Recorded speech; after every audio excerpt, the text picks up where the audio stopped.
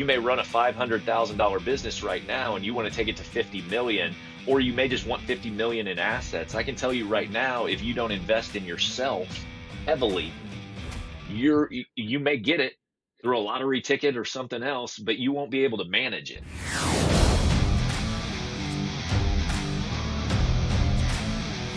Welcome to another episode of the Tactical Empire. I am joined by Sean Ryder. How are you, sir?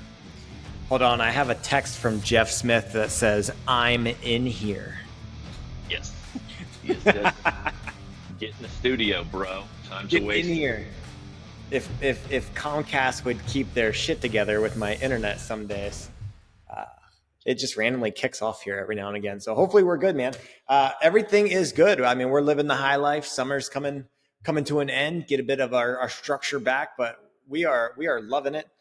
The Little League World Series regionals are on. I have an affinity for the Little League World Series because we used to go every single year with my parents and my grandparents. My grandpa was part owner in a cabin up outside of Williamsport. And so that was like we didn't take vacations as a family. We were, pretty broke. And so the vacation every year was to go to the family, air quote, family cabin. That is not luxurious to say that someone in our family owned a cabin. It was, cold water and a lot of snakes on the front porch when we'd pull up. But we would go to the Little League World Series because it was free. So the housing was free. The games were free. So I still love to watch the Little League World Series. I love it, man. I also saw that Fort Royal is in the World Series, which is where I stayed. Front Royal. Front Royal. They were actually we stayed. Yes, and that's what's actually extra exciting. I was a high school teacher in Front Royal. So Front Royal is in the Southeast Regional, right? So it's still the regions. They're not actually at the World Series yet. So the Southeast Regional, they were supposed to play yesterday. It was rained out. They were supposed to play today at 11 o'clock. They're currently in a weather delay. So the game has not started. I'm hoping to get home for when it does start. But if they lose, they're out. If they win, they move on to the semifinals or the finals.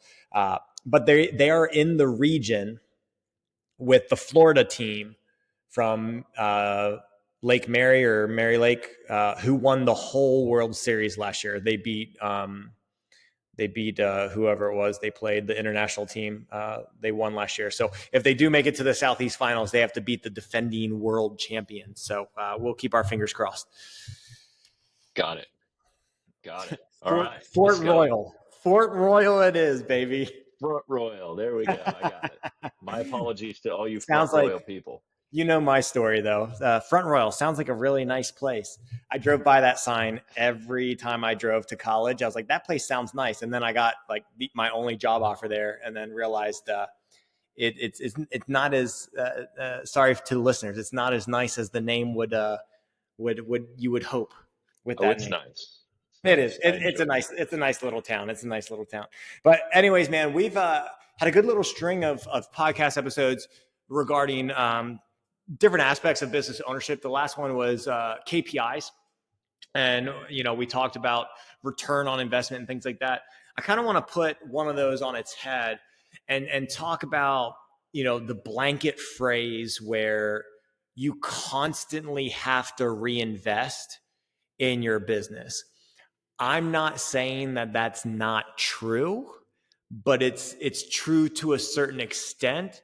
And so the way I want to flip it today in the episode is, why is it important for business owners to not reinvest every single dollar? Again, this is different in specific situations, but why would it be beneficial for a business owner to take cash out of their business for other investment purposes, not to continually reinvest? I see where your face was going. Like, reinvesting in your business is important. Reinvesting time, reinvesting money, reinvesting in your people, reinvesting in your skills, reinvesting in equipment.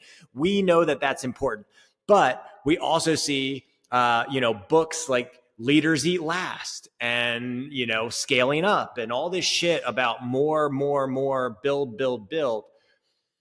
And you made a comment on last episode where like most small businesses are below $1 million, right? We work with a ton of guys that are below $1 million. We work with some guys that are above $1 million. But in order to build the lives that we see that men say they want, they can get that without 2xing, 5xing, 10xing their current business. If their current business is in an industry that is even able to be 10xed, right? We argue all the time that when we used to mentor only gym owners, like most gyms cannot be 10xed. When you start making X amount of dollars, there's a ceiling to that. Unless you're opening multiple locations, which most gym businesses are not multi-location capabilities.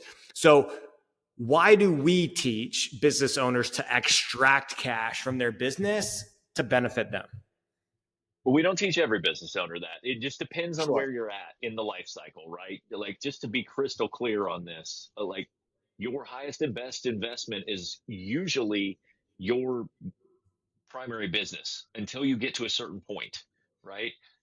Until you understand the like laws of diminishing return, because like when you go to build your business and you get success and you create a little bit of profitability, and you're like, okay, should I squeeze all this out and take it home for my family, or should I hire somebody and start pushing ads to my business? Now there's going to be a ceiling on that based on your total addressable market, right?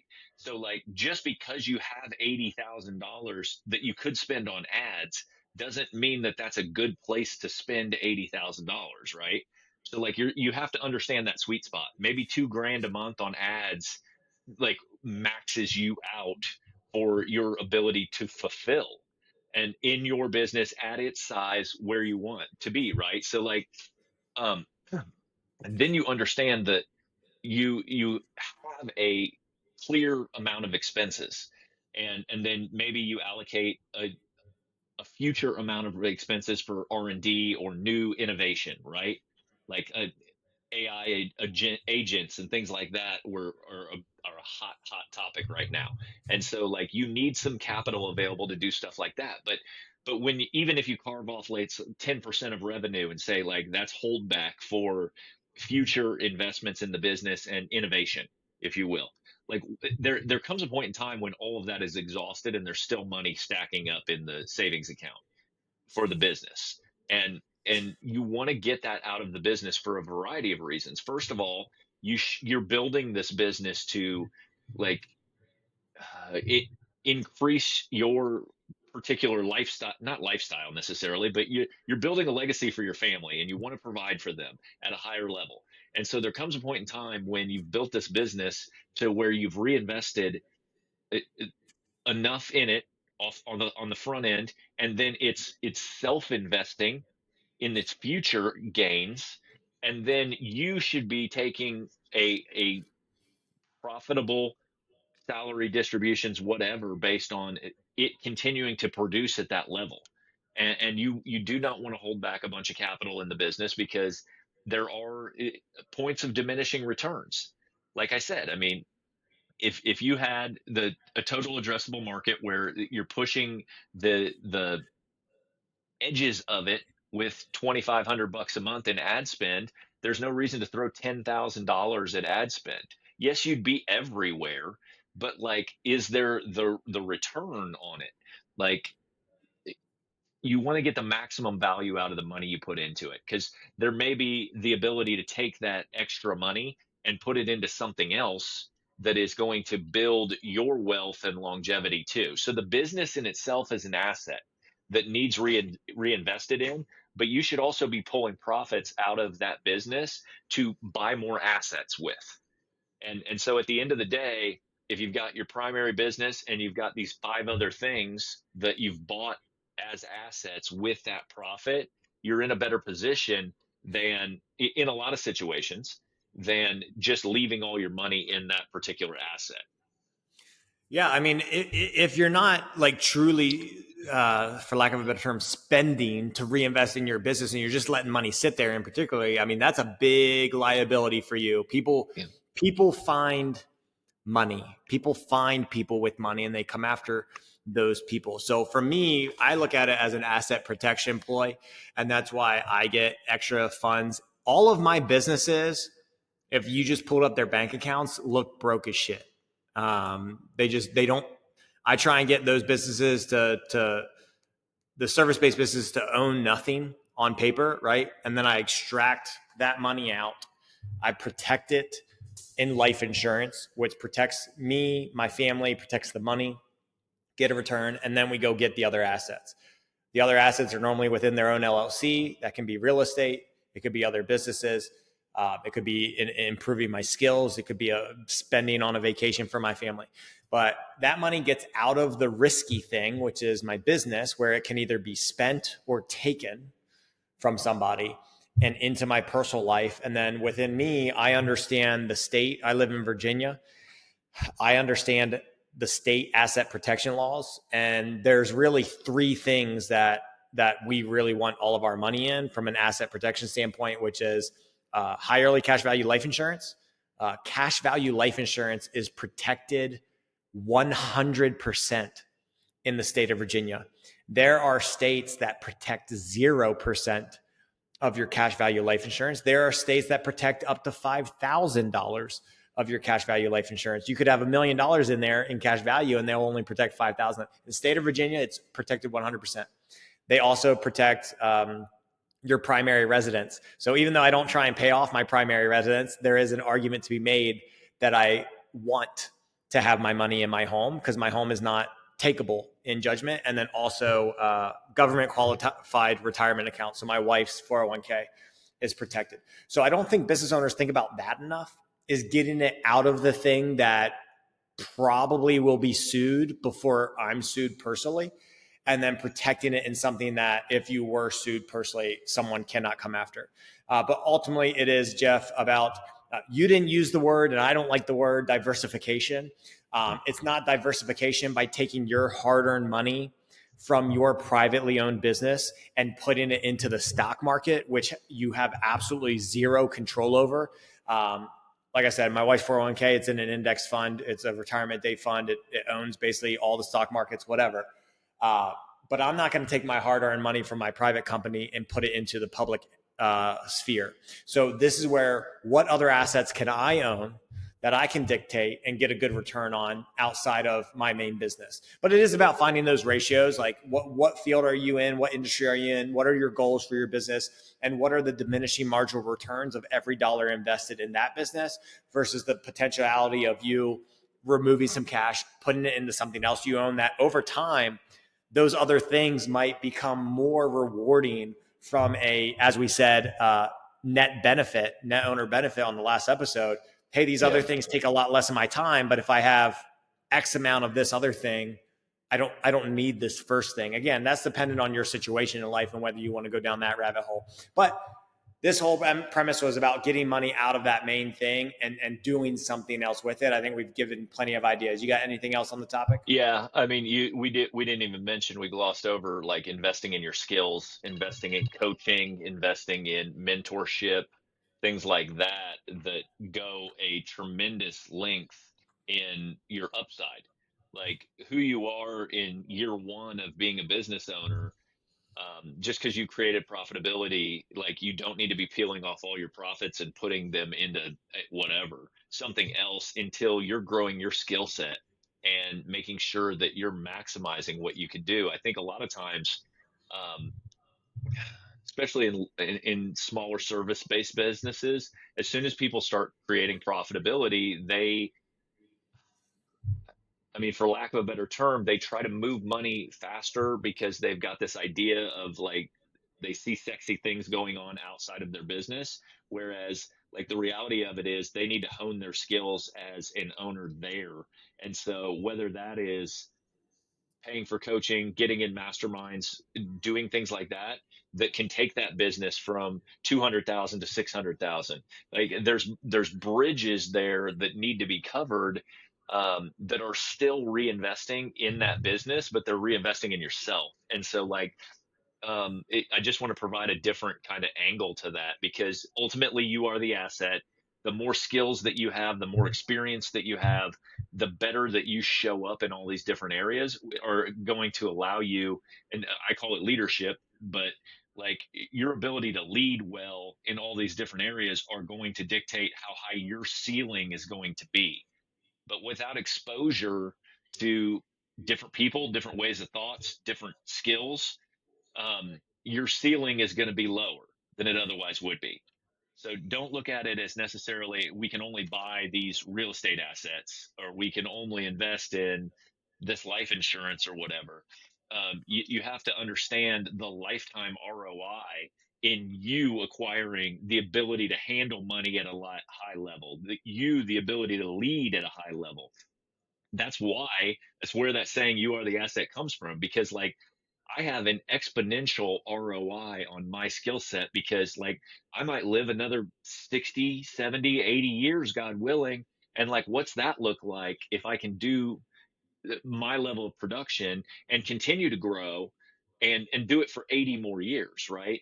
And so like don't sleep on that, because so many people look at these fucking things and they get really myopic and narrow minded on what it is, and it's like, oh, that's a coaching course for $2,500, or it's $5,000 to work with that coach for a month or 3 or 5, right? And like you don't understand the single takeaway. Like there's not one person that I feel like I've ever coached that paid me any amount of money that didn't get a 100x return on it. That's why like when we think about the accelerator program, we sit in the accelerator program with these guys for 90 days, focused specifically on their shit, right? Building it and structuring it the way they need to do, the way they need to do it, introducing them to infinite banking, building a cash flow structure for them, working on their businesses and increasing their income, looking for leaks, right?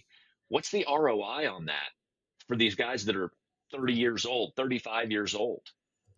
It's tens of millions of dollars. Right. They pay us 5K to do that with them, but the reality of it is most of the time, by the time they get out of the 90 days, we've made them more than 5K in the first 90 days. But then that return is exponential in the fact that it's recurring. So it's just a way of thinking on how you can invest your money, and you need to make sure that you're growing your skill set, because if you have goals to go to $50 million, $100 million, then you need to be a person that's growing your skills exponentially to make sure that you can reach those levels, right? You may run a $500,000 business right now and you want to take it to 50 million, or you may just want 50 million in assets. I can tell you right now, if you don't invest in yourself heavily, you may get it through a lottery ticket or something else, but you won't be able to manage it. And Boom. so just something to keep in mind, a different aspect that we didn't speak about early, because Yeah. usually we focus on assets, but ultimately, like you have to understand that your skill set is vitally important, and your network, your connections, who do you know, who are you exposed to, like all of those things matter based on the opportunities that are going to present themselves in life and the problems you can solve. Well, I think this complements the last episode really well, because we talked about KPIs, and one of the things I said was, yeah, like return on investment inside the business. Talked about that owner benefit, which you should take in a piece of that and investing in yourself. Then I said a KPI that a lot of business owners don't talk about is retention of employees. So reinvesting in your employees. If you can figure out an allocation for those three things, how much does my business need to grow? How much do I need to grow as an individual, and how much does my top tier people need in order to take them to the next level? It might be an even third, or it might be 50, 25, 25. It might be 75, 12, 12. Who knows what that breakdown is for you? But if you're not thinking about these things, you're probably not moving at the clip you need to move in order to maximize every area of life. So great episode, Jeff. Good compliments. Last one. Go ahead and send the people out. Well said, well said. Guys, join our Facebook community. It's the Tactical Empire Free Community. If you have any questions, we'd love your input. We'd love questions. We're happy to help anytime on any of these topics. So let us know if you have any questions, and we are here to help. Have a great week and keep kicking ass.